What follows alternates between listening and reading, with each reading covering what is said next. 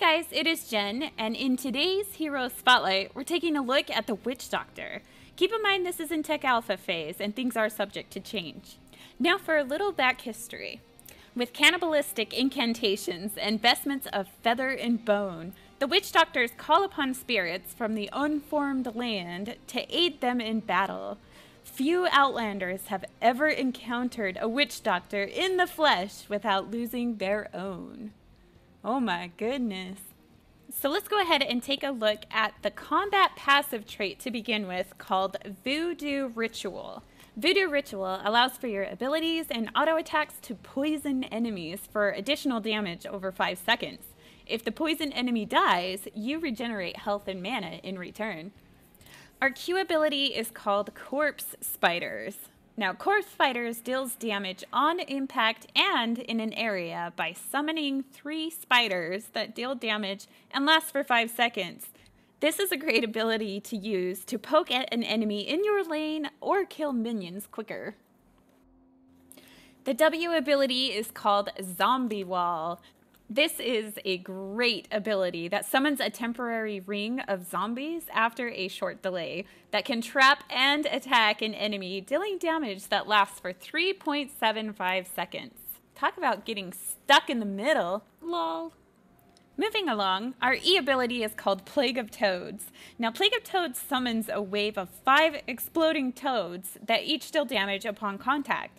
Toads last for 3 seconds, and this is a great ability for area damage against minions or in team fights.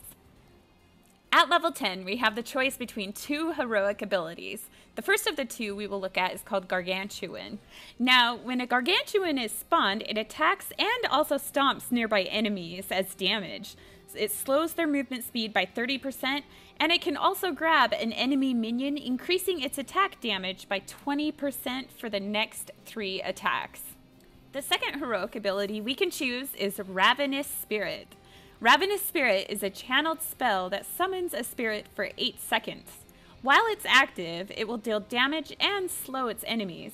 The Witch Doctor cannot move while this is being channeled. Now, the Witch Doctor has passive and active talents that help with damage and utility as you level.